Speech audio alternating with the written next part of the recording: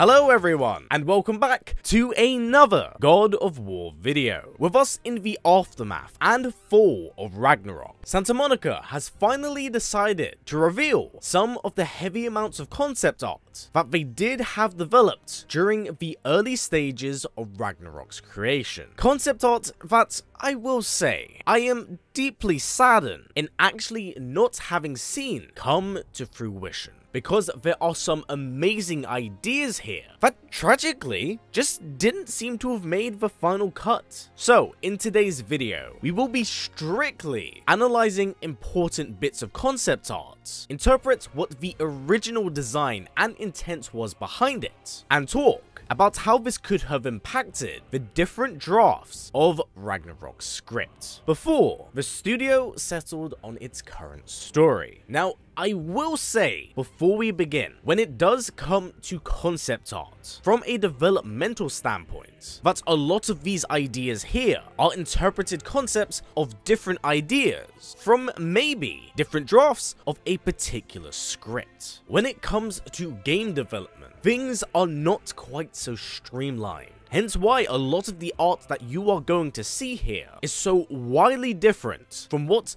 we did see materialize in game. So everything here should be taken with a grain of salt. But understandably, it kinda does suck to see what Ragnarok could have been. Because whilst I and many others really enjoyed the game and its narrative, it wasn't entirely the prophesized end that many of us expected it to be. Quite so, paling in comparison to God of War 3's opener. But despite these issues, I still thoroughly enjoyed my time with the game. It comes down to a scenario of what I enjoyed from the game and what I expected from it. But in also saying that, it simply cannot be ignored how drastically the pace of the story does change upon Brock's death. And with us knowing that a lot of Sinmara, Surtr, and Niflheim content was cut in development, it does leave the lingering question of what else didn't make it off the cutting room floor. Well, we will be exploring that today and interpreting the different bits of artwork that do hint at ideas that simply didn't make it in. But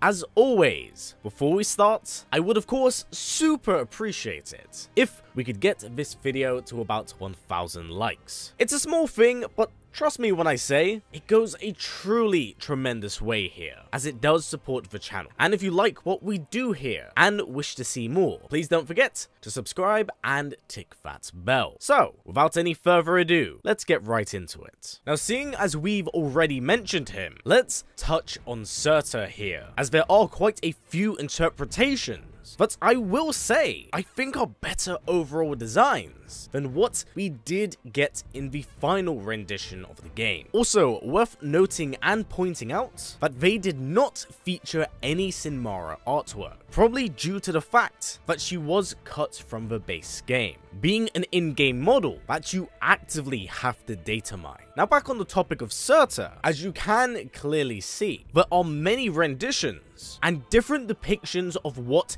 he could have looked like, with, in my opinion, the best one being him wielding his sword and rocking what seems to be a crown. Now, judging by the detailing of this artwork, especially in comparison to the rest of its competition, it looks like this design may have in fact actually been one of the final two before they settled on his current design, of which I'm understandably kind of disappointed because this looks extremely good. But this wasn't the only depiction of Surtr that did catch my attention, because if we look into it, there are depictions of Surtr in his current somewhat human form, and then there are ones that really embody the giant side of his legend, one that cleaves fire and brimstone throughout the land. And honestly, I'm really saddened that we didn't quite get these depictions, designs, especially when we take into account the literal giant sword scattered throughout Muspelheim. These designs themselves seemed like a safe bet. So maybe during early drafts of Ragnarok's script, Surtr may have in fact at one point been depicted as a literal fire giant. Alas, we do have Surtr as he is now, but I can't help but wonder how this would have influenced the overall narrative, because originally, with the cut content we do know, he was destined to die and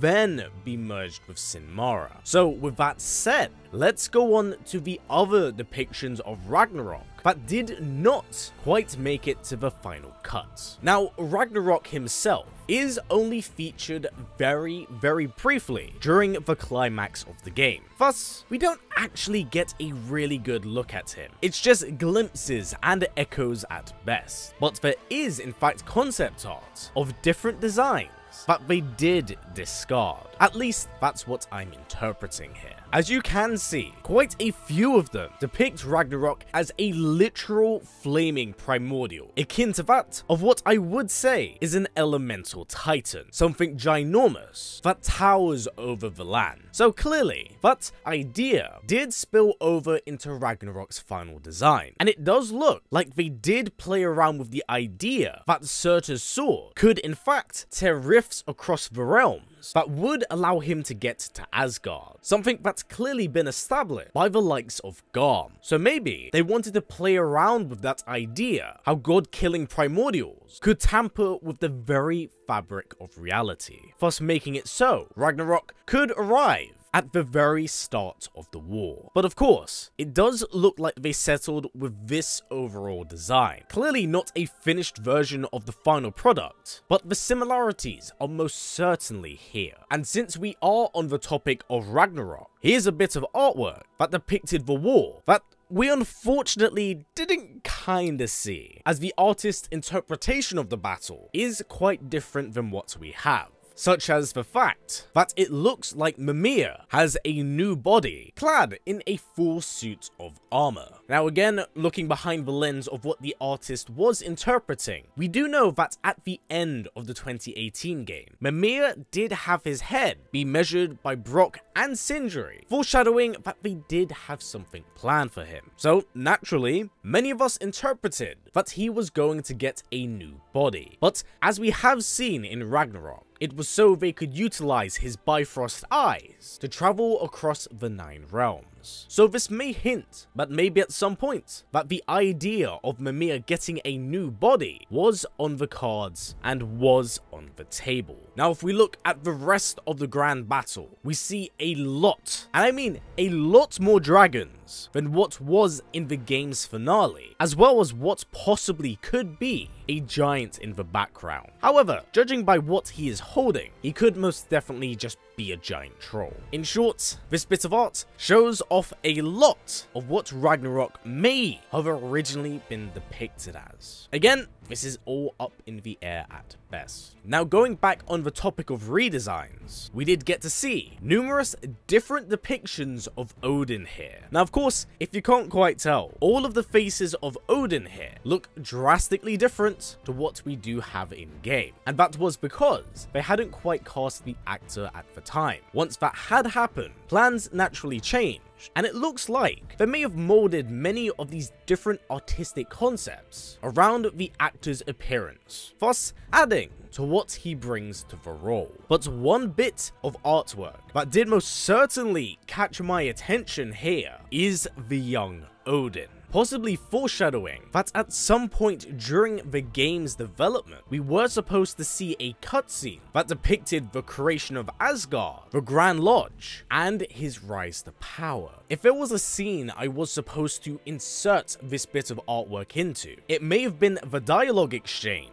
between Odin and Atreus, where Atreus learns that Odin's library of knowledge is where he had killed Ymir and began his rule as Allfather. I think that scene was originally designed to have a flashback sequence, something that does happen quite a fair bit during Ragnarok's story, so please do keep that in mind. Now on the minor side of things, it looks like they did change up Skoll's and Hati's design. Not very much from what we had but it does look like they did away with these ancient kind of primordial sparks that resonate with each of the wolves. Again, these are very minor things, but I actually quite like these details on the wolves. Again, it's a case of what could have been, but I think these are really nice additions to the wolves. Stops them from just looking like really big dogs. Through other bits of concept art, we see different depictions of Sif and Thrud, and honestly, I'm really glad they went with the ones they have in-game. These designs aren't quite as memorable, but I still wanted to point them out here. Now, seeing as we did mention her at the start, let's turn our gaze to Niflheim. Now, as we know, Sinmara was originally intended to have a bit of a role in this game, no matter how big or small it was. And because of this, we see a lot of concept art of Niflheim in areas that I don't even think made it off the concept art floor, as I don't think these areas are actually in-game. If we look at this bit of artwork, with the dead Undambler, it looks like we would have had a pathway to walk over to the dead cow. And if we look at the insides of the primordial cow itself, we see lights from the inside of his carcass, possibly indicating that this might be where she resides herself. But a picture is worth 1,000 words, and I think quite a bit was planned here before it was ultimately shelved. On the minor side of things, we have different artistic interpretations of Sindris' home, ones that possibly indicate the house was originally intended